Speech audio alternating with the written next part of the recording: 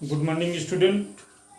Power wiring का जो first numerical हमने किया था उसका सेकंड पार्ट लेकर आया हूँ आज।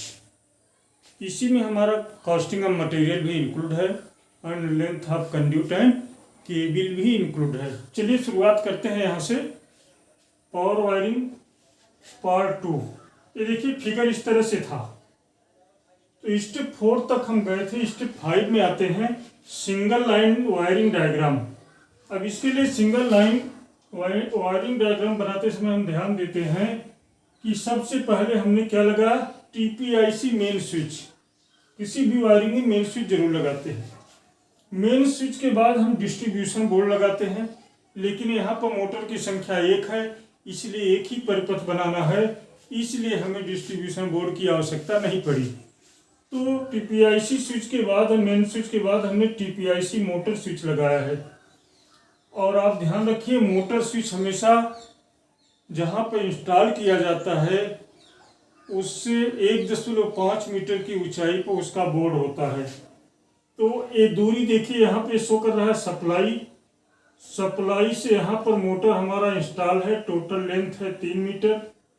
1 मीटर इधर छोड़कर मोटर लगा है, 1 मीटर एक कट गया, 0.5 मीटर एक कट गया। तो 3 में से अगर 1.5 मीटर निकला तो बचा 1.5 मीटर।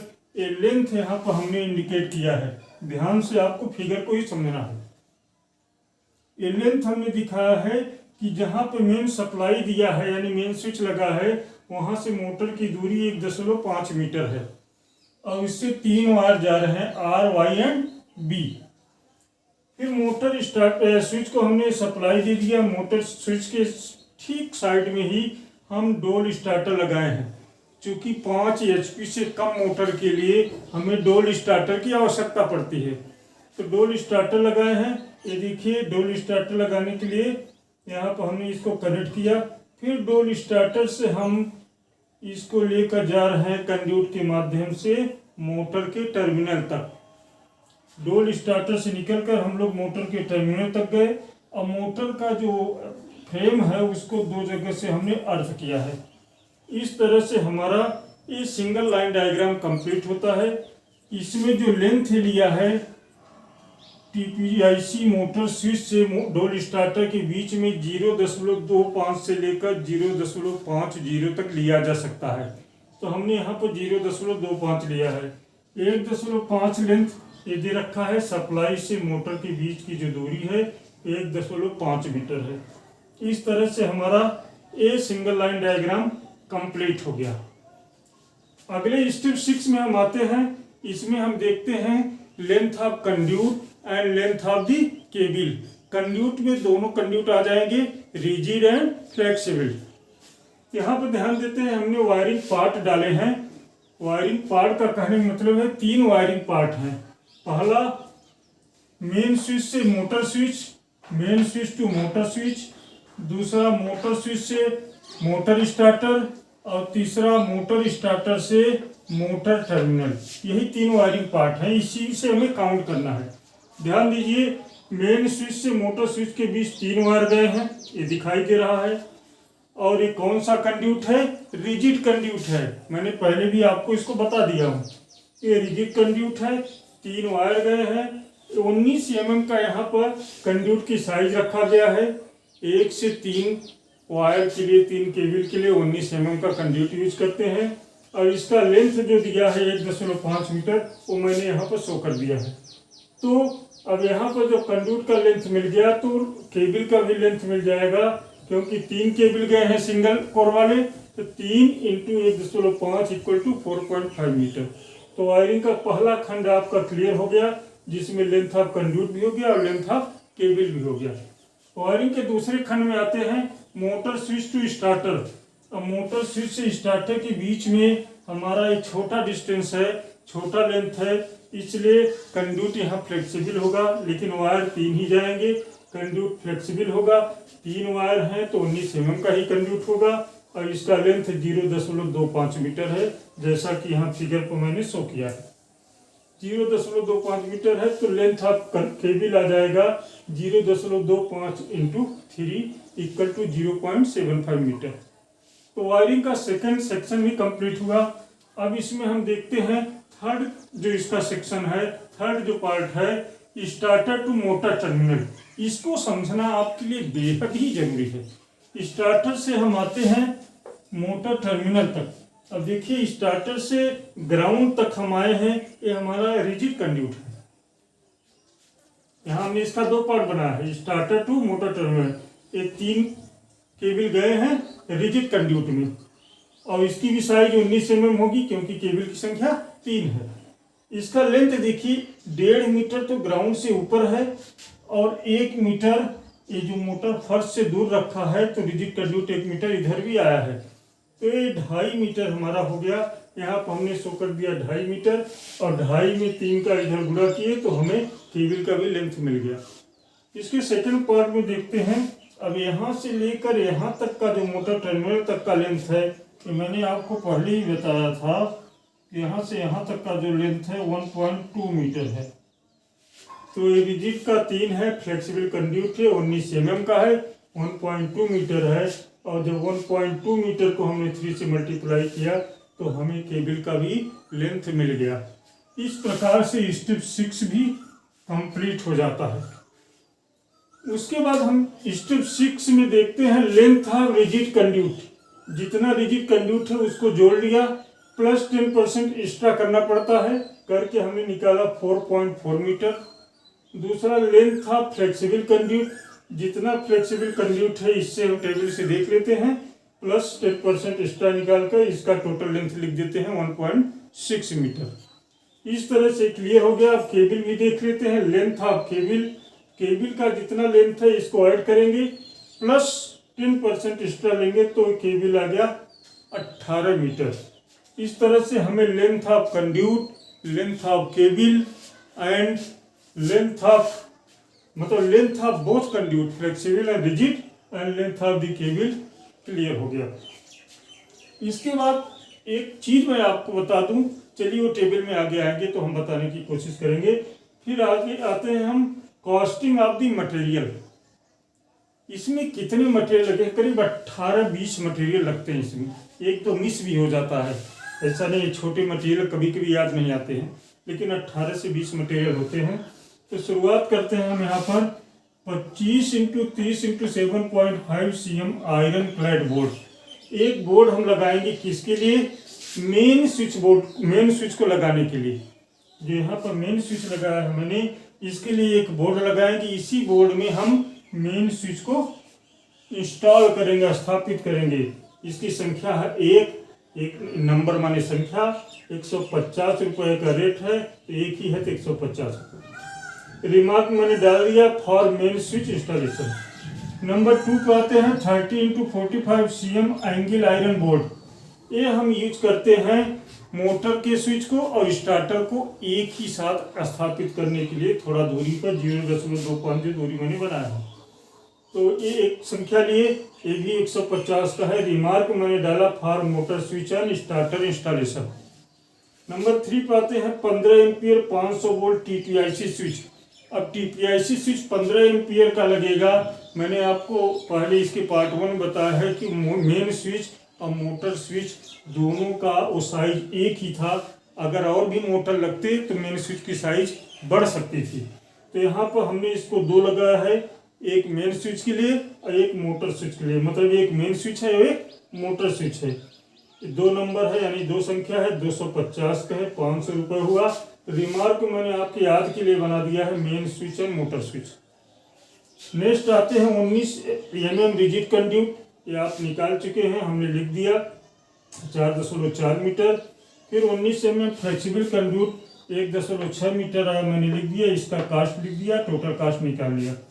फिर single core 2.5 mm square cable हमने यहाँ पर निकाला है 18 मीटर, ये मैंने लिख दिया। इसका कास्ट और कैलकुलेशन कर दिया कितना लगा। अब आते हैं कंड्यूट बेंड। ये बहुत छोटे छोटे मटेरियल हैं, लेकिन एग्जामिनेशन में बड़ा मायने रखते हैं।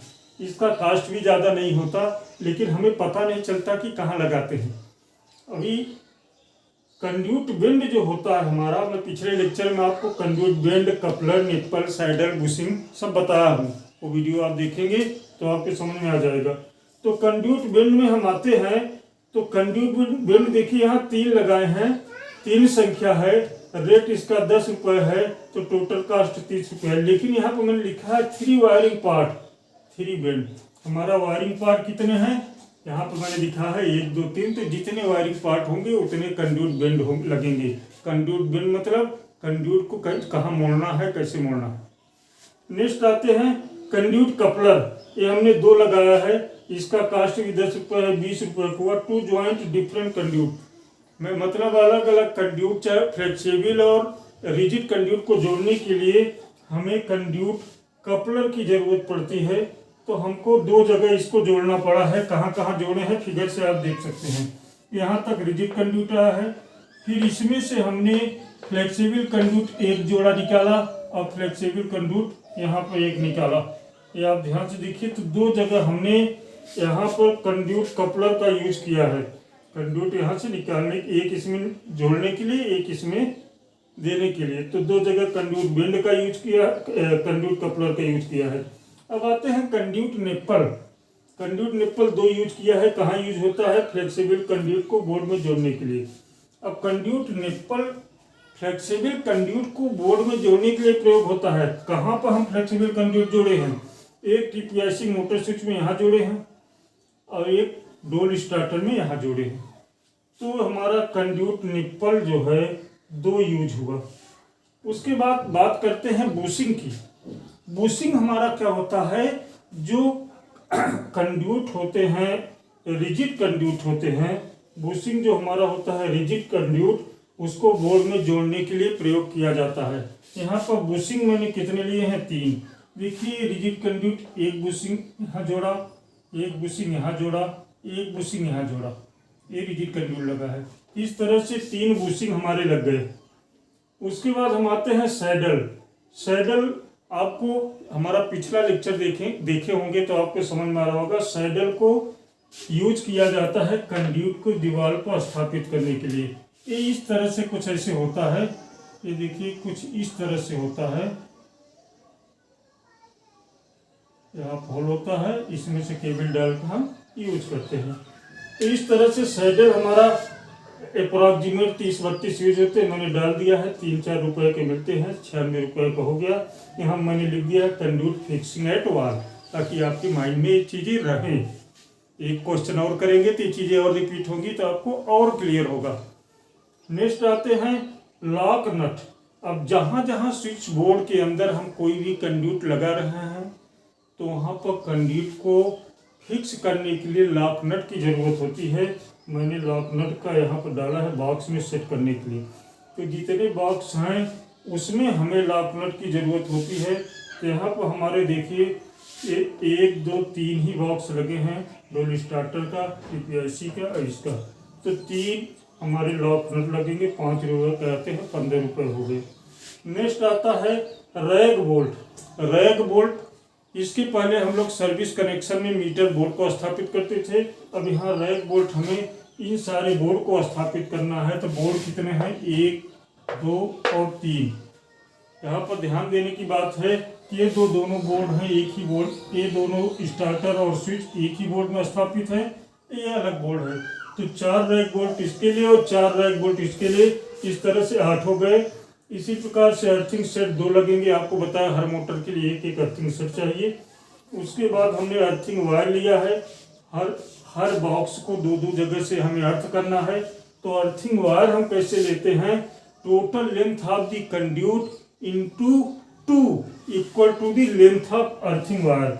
मतलब कंड्यूट का जितना लेंथ होगा उससे हम अर्थिंग, इसको हम मिटा देते हैं। आगे आपको बताते हैं कि अर्थिंग वायर कैसे लेते हैं।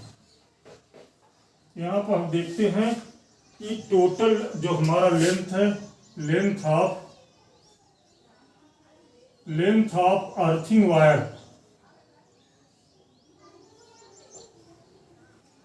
ये हमारा फार्मूला है इसके लिए, equal to total length of conduit, total length of conduit चाहे वो रिजिड हो चाहे फ्लेक्सिबल हो, इंटू 2। तो यहाँ पर जो हमारा ये रिजिड कंडक्टर है 4.4 और यह है 1.6, ये कितना हो गया हमारा 12 मीटर। दोनों अगर जोड़ देंगे तो यहाँ पर 2 का मल्टीप्लिकेशन हम अगर करते हैं, तो जब 2 का मल्टीप्लिकेशन करेंगे तो हमारा यहाँ पर ध्यान से देखना है कि हमारा 4.4 और 1.6 जो है टोटल जोड़ेंगे तो 6 मीटर आएगा। और जब इसमें 2 का मल्टीप्लिकेशन करेंगे तो total length of the conduit 12 metre आ जाएगा। 5 रुपये मीटर है, 7 रुपये इसको ले लिया। इस तरह से हम अर्थिंग वायर का लेंथ भी निकाल लेते हैं। अर्थिंग वायर को दो से मल्टीप्लिकेशन सिर्फ इसलिए किया जाता है कि वायरिंग के जितने भी पार्ट हैं सबको 2-2 जगह से बॉडी अर्थ देते हैं। आगे हम बढ़ते हैं, इसमें देखते हैं 15 हमारे हो गए सीरियल। 16 में आते हैं डेंजर प्लेट। डेंजर प्लेट जिसे हम कहते हैं खतरा पट्टी, एक डेंजर प्लेट लगाते हैं हम। ये 16वां नंबर है, 15 था। एक डेंजर प्लेट लगाते हैं ताकि लोग बोर्ड के आसपास अजनबी लोग न जाएं, खतरा पट्टी लगाते हैं। 17वां नंबर हम लगाते हैं शॉक ट्रीटमेंट चार्ट। शॉक मतलब विद्युत के झटके लगने पर अचानक हमें क्या करना चाहिए, तो शॉक ट्रीटमेंट चार्ट में सारा डिटेल्स फिगर सहित दिया रहता है, इसको लगाते हैं। इस प्रकार से फिर हम लेबर चार्ज निकालते हैं। अब लेबर चार्ज भी निकालना आप जान लीजिए कि लेबर चार्ज कैसे निकालते हैं, बहुत जरूरी है। लेबर चार्ज के बाद ये क्वेश्चन ही अपने आप में पूर्ण हो जाएगा। लेबर चार्ज, अब यहाँ पर लेबर चार्ज निकालते हैं कि लेबर चार्ज निकालने का एक नियम है कि एक जो है टेक्नीशियन और एक उसके साथ सहायक दोनों मिलकर एक दिन में, एक टेक्नीशियन और एक सहायक दोनों मिलकर 2 दिन में एक मोटर का वायरिंग करते हैं। तो मान लेते हैं कि टेक्नीशियन का चार्ज 500 है प्लस लेबर का चार्ज 300 है और एक मोटर को इंस्टॉल करने के लिए 2 दिन लगाते हैं, तो इक्वल टू हो गया 800 प्लस इंटू 2 इक्वल टू 1600 यानी 1600 रुपीज आया। एक मोटर के इंस्टॉलेशन के लिए एक टेक्नीशियन विथ असिस्टेंट 2 दिन का समय लेता है। तो यहाँ पे एक ही मोटर लगाना है, तो मैंने टेक्नीशियन का चार्ज 500 डाला है और उसके असिस्टेंट का चार्ज 300 डाला है, तो टोटल का हमने 800 निकाला। इसमें 2 का गुणा किया, तो 2 का गुणा करने के बाद टोटल आया 1600। तो यहाँ पर मैंने लेबर चार्ज डाला है 1600 रुपये। इस तरह से 1600 एक क्लियर हो गया। तो हमारे 18 पॉइंट क्लियर हुए। 1-2 पॉइंट मिस भी होते हैं तो कोई दिक्कत नहीं है, सारे इंपॉर्टेंट पॉइंट्स होने बहुत जरूरी है। फिर हमने टोटल निकाला 9243 रुपये आए। 9243 रुपये का ग्रैंड टोटल जब निकालेंगे तो 9243 प्लस 10% कॉन्टिंजेंसी चार्ज लेंगे, आकस्मिक व्यय। इसी 9243 का 10% जब आकस्मिक व्यय ले लेते हैं तो हमारा टोटल कास्ट आता है 10,167 रुपये।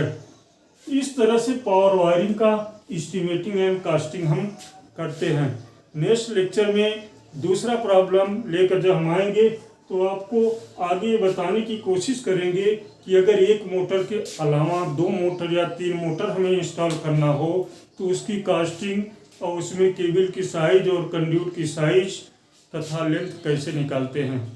तब तक के लिए धन्यवाद।